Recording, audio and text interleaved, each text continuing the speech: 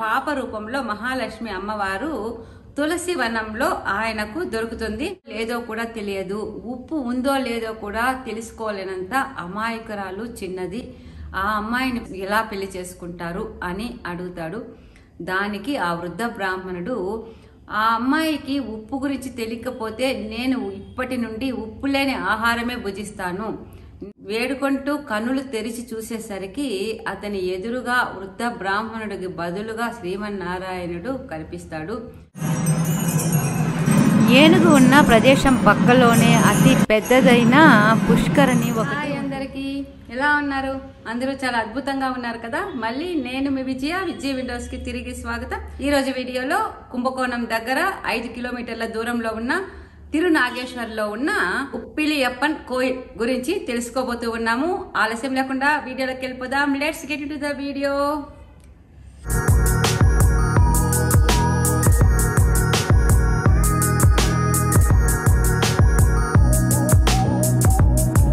కుంభకోణం నుండి 5 కిలోమీటర్లు ప్రయాణించిన తర్వాత తిరునాగేశ్వర్ అనే ఊరిలో ఈ ఉప్పిలియప్పన్ టెంపుల్ ఉంటుంది. మెయిన్ రోడ్ లోనే ఈ విధంగా కంటికి ఎంతో ఆకర్షణీయంగా 5 అంతస్తుల గాలిగోపురము కనిపిస్తుంది. ఇక్కడ కొలువైన పెరుమాళ్ పేరు వింటేనే ఏదో ప్రత్యేకంగా అనిపిస్తుంది కదా. ఉప్పిలియప్పన్, ఇది తమిళంలో ఉప్పు ఇళ్ళ అప్పన్ అంటే ఉప్పు లేని పెరుమాళ్ అనే అర్థము.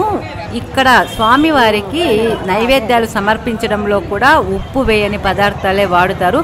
దీని వెనుక ఒక పురాణ గాథ కూడా ఉంది, దాని గురించి కూడా తెలుసుకుందాము.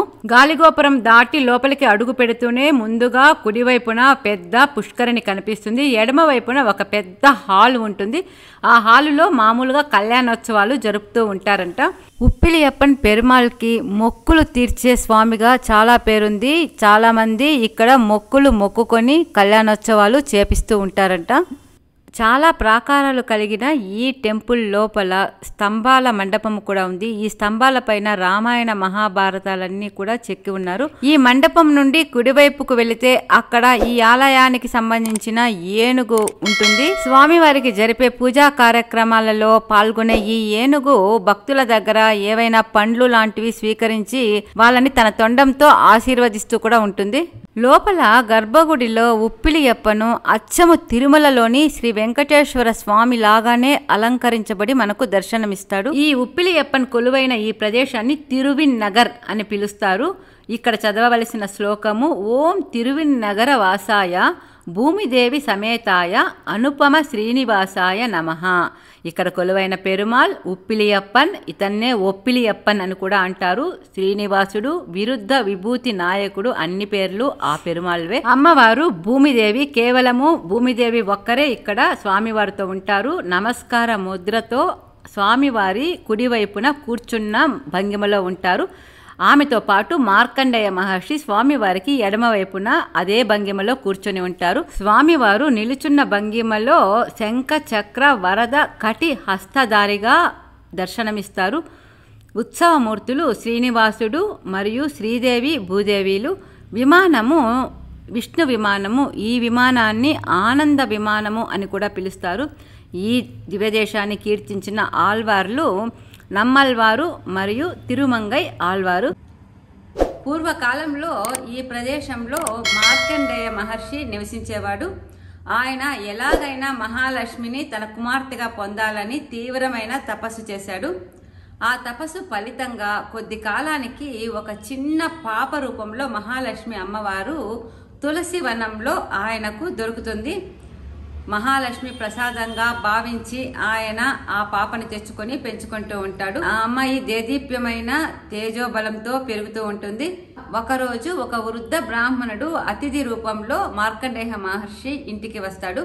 ఆ కాలంలో ఇంటికి ఏ అతిథి వచ్చినా కూడా అతన్ని భగవత్ స్వరూపంగా భావిస్తూ అతడు ఏది అడిగినా వడ్డిస్తూ ఇస్తూ అతన్ని సంతృప్తి పరిచేవాళ్ళు. ఆ సంప్రదాయంలో భాగంగా మార్కండేయ మహర్షి ఆ వృద్ధ బ్రాహ్మణుణ్ణి ఇంటికి తీసుకొని వచ్చి అతనికి కడుపారా భోజనం పెట్టి మీకేం కావాలో అడగండి అని చెబుతాడు. అప్పుడు ఆ వృద్ధ బ్రాహ్మణుడు మీ ఇంట్లో ఉన్న ఆ అమ్మాయినిచ్చి నాకు పెళ్లి చేయవలసింది అని కోరుతాడు. మార్కండేయ మహర్షికి ఏం చేయాలో పాలుపోదు. అమ్మాయి చాలా చిన్న అమ్మాయి. ఆ బ్రాహ్మణుడు చూస్తే చాలా వృద్ధుడు. ఇతనికి ఇంత అందమైన అమ్మాయిని ఇచ్చి ఎలా పెళ్లి చేయడమా అని మార్కండేయ మహర్షికి పాలుపోలేదు.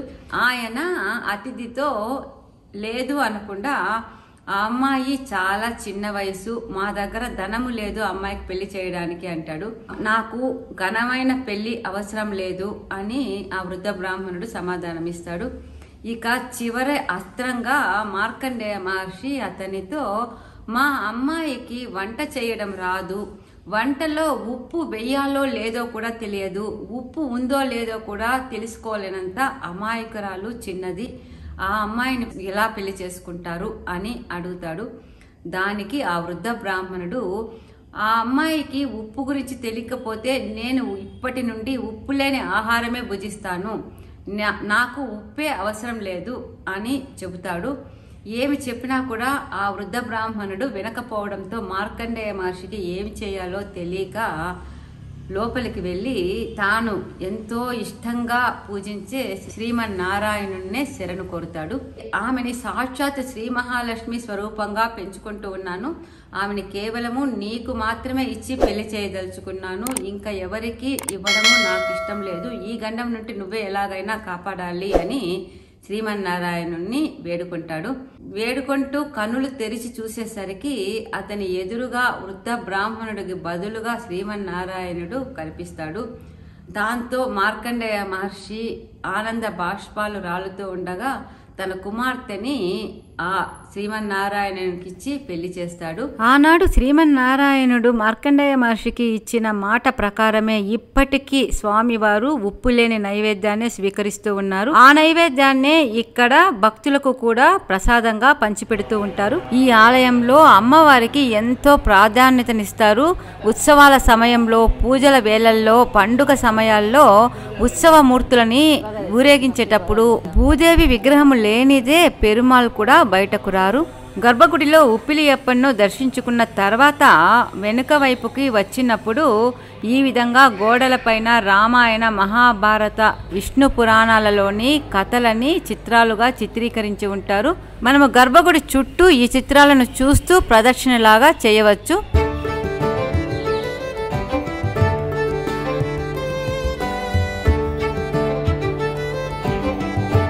గర్భగుడి పైన ఉన్న విమానాన్ని విష్ణు విమానము అంటారని తెలుసుకున్నాం కదా. ఈ విమానాన్నే ఆనంద విమానము, శుద్ధ ఆనంద విమానము అని కూడా పిలుస్తారు. గర్భగుడికి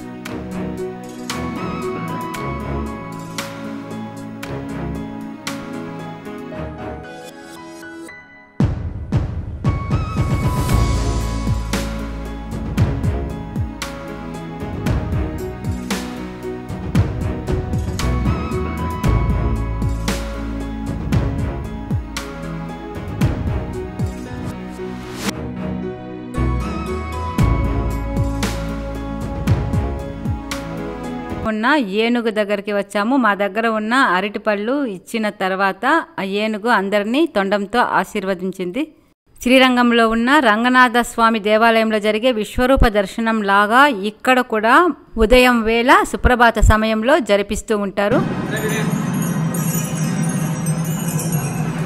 ఏనుగు ఉన్న ప్రదేశం పక్కలోనే అతి పెద్దదైన పుష్కరిణి ఒకటి ఉంటుంది. ఇక్కడ ఉన్న ఈ పుష్కరిణిని అహోరాత్ర పుష్కరిణి అని పిలుస్తారు. అంటే ఏ కాలమందైనా ఇక్కడ స్నానం చేసిన వెంటనే వారి బాధలన్నీ తొలగిపోతాయి అని అర్థము.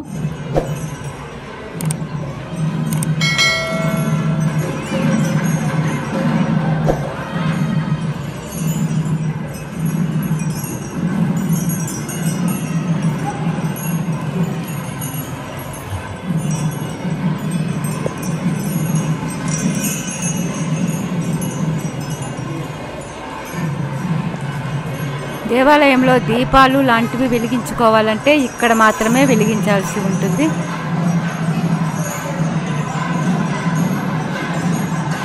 ఇక్కడ వినిపిస్తున్న మేళతాళాల సౌండ్ అంతా కూడా అప్పుడే చూసాం కదా, కళ్యాణోత్సవం జరుగుతున్నది అక్కడ నుండి వస్తున్నది.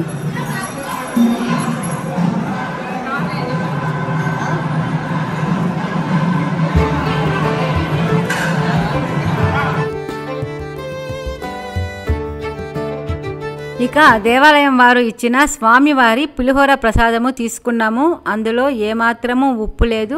అమ్మవారికి ఒక్కసారి ఇచ్చిన మాట కోసము స్వామివారు ఉప్పునే త్యజించినప్పుడు నిమిత్త మాత్రము మనమెంత అనుకుంటూ ప్రసాదాన్ని స్వీకరించాము. చూసారు కదండి ఒప్పిలియప్పన్ టెంపుల్ విశేషాలు. ఇంతటితో ఈ వీడియో ముగిస్తూ ఉన్నాను. తొందరలో ఇంకో దివ్యదేశం వీడియోతో మళ్ళీ కలుద్దాం. అంతవరకు సెలవు. ఇంతవరకు విజ్జి విండోస్ని సబ్స్క్రైబ్ చేసుకోకుండా అంటే తప్పకుండా సబ్స్క్రైబ్ చేసుకోండి. పక్కనే ఉన్న బెల్ ఐకాన్ ప్రెస్ చేయండి. Thank you very much. Bye bye.